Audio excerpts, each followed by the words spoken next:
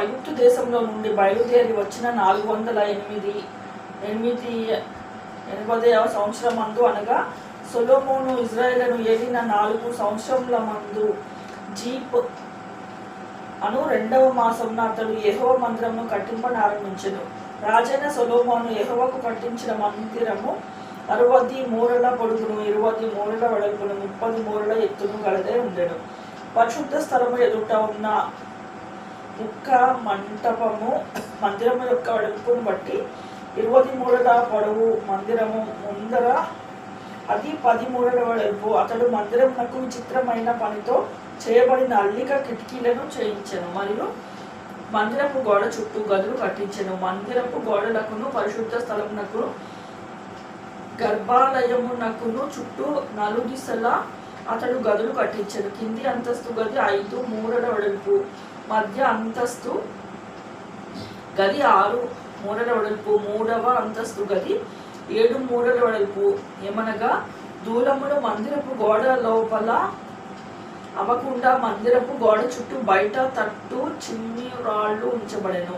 అయితే మందిరపు కట్టు సమయంలో ఆ ముందర తెచ్చిన రాళ్లతో కట్టబడిన మందిరము కట్టు స్థలము సుత్తే, గొడ్డలి మొదలైన ఇనుప పనిముట్ల ధ్వని ఎంత మాత్రమును వినపడలేదు. మధ్య అంతస్తుకు తలుపు మందిరపు కుడి పార్శ్వమున ఉండెను. మధ్య అంతస్తు గదికిని మధ్య అంతస్తు గదిలో నుండి 3వ అంతస్తు గదికిని ఎక్కిపోవుటకు చుట్టూను మెట్ల చట్రముండెను. ఈ ప్రకారము అతడు మందిరమును కట్టించుట ముగించి మందిరమును దేవదారు దూలములతో పలకలతో కప్పించెను మరియు మందిరమునకు చుట్టూ గదులను కట్టించెను. అవి 5 మూరల ఎత్తు గలవై దేవదారు దూలముల చేత మందిరంలో దిట్టంగా సంధింపబడెను.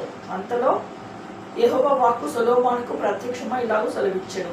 ఈ మందిరమును నీవు కట్టించుచున్నావే, నీవు నా కట్టడలను న్యాయ విధులను అనుసరించి నడుచుకొనుచు నేను నియమించిన ఆజ్ఞలన్నిటిని గైకొనుటకు నీ తండ్రి అయిన దావీదుతో నేను చేసిన వాగ్దానమును నీ పక్షంగా స్థిరపరచెదను. నా జనులైన ఇశ్రాయేలును విడిచిపెట్టక నేను వారి మధ్య నివాసము చేసెదను. ఈ ప్రకారము సొలొమోను మందిరమును కట్టించి ముగించెను.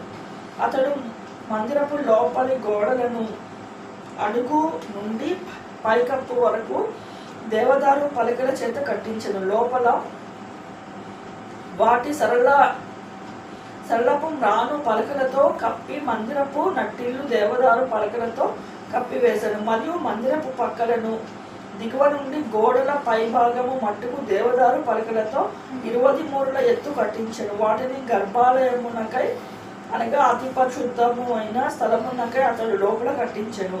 అయితే దాని ముందరనున్న పరిశుద్ధ స్థలము 40 మూరల పొడుగై ఉండెను. మందిరము లోపల ఉన్న దేవదారు పలకల మీద గుబ్బలను వికసించిన పువ్వులను చెక్కబడి ఉండెను. అంతయు దేవదారు కర్ర పని, రాయి ఒకటైనను కనపడలేదు. యెహోవా నిబంధన మందసము ఉండుటకు మందిరము లోపల గర్భాలయమును స్థిరపరిచెను. గర్భాలయము లోపల 20 మూరల పొడుగును, 20 మూరల వెడల్పును, 20 మూరల ఎత్తును కలదే ఉండెను. దేనిని మేలిమి బంగారంతో పొదిగించెను. అర్ధ కర్రతో చేయబడిన బలిపీఠమును ఇలాగుననే పొదిగించెను. ఇలాగున సొలొమోను మందిరమును లోపల మేలిమి బంగారంతో పొదిగించి గర్భాలయపు ముంగిలికి బంగారపు గొలుసుల గల తెర చేయించి బంగారముతో దానిని పొదిగించెను. ఏ భాగమును విడవకుండా మందిరమంతయు బంగారంతో పొదిగించెను. గర్భాలయము నొద్ద నుండి బలిపీఠం అంతటిని బంగారంతో పొదిగించెను. మరియు అతడు గర్భాలయమందు 10 మూరల ఎత్తుగల 2 కెరూబులను ఒలీవ కర్రతో చేయించెను. ఒక్కొక్క కెరూబునకు 5 మూరల పొడవు గల రెక్కలుండెను. ఒక రెక్క చివర మొదలుకొని 2వ రెక్క చివర మట్టుకు 10 మూరలు పొడవు. 2వ కెరూబును 10 మూరలు కలదై ఉండెను. కెరూబులు రెండంతటికి ఏక పరిమాణమును ఏకాకారము కలిగి ఉండెను.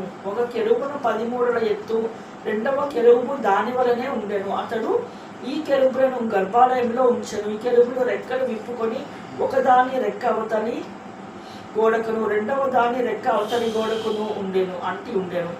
గర్భాలయమందు వీటి రెక్కలు ఒకదానిని ఒకటి అంటుకొని ఉండెను. ఈ కెరూబులను అతడు బంగారంతో పొదిగించెను. మరియు మందిరపు గోడలన్నిటి మీదను లోపలనేమి వెలుపలనేమి కెరూబులను తమాల వృక్షములను వికసించిన పుష్పములను చెక్కించెను. మరియు మందిరపు నట్టిల్లు లోపల వెలుపలను బంగారంతో పొదిగించెను. గర్భాలయపు ద్వారములకు ఒలివ కర్రతో తలుపులు చేయించెను. ద్వారబంధము మీద కమ్మియు నిలువు కమ్మీలను గోడ వెడల్పులో 5వ భాగం వెడల్పు కట్టి ఉంచెను. 2 తలుపులను ఒలివ కర్రని, వాటి మీద కెరూబులను తమాల వృక్షము వికసించిన పుష్పములను చెక్కించి వాటిని బంగారంతో పొదిగించెను. కెరూబుల మీద తమాల వృక్షముల మీద బంగారము పొదిగించెను. మరియు పరిశుద్ధ స్థలము ద్వారమునకు ఒలివ కర్రతో 2 నిలువు కమ్మలు చేయించెను. ఇవి గోడ వెడల్పులో 4వ వంతు వెడల్పుగా ఉండెను.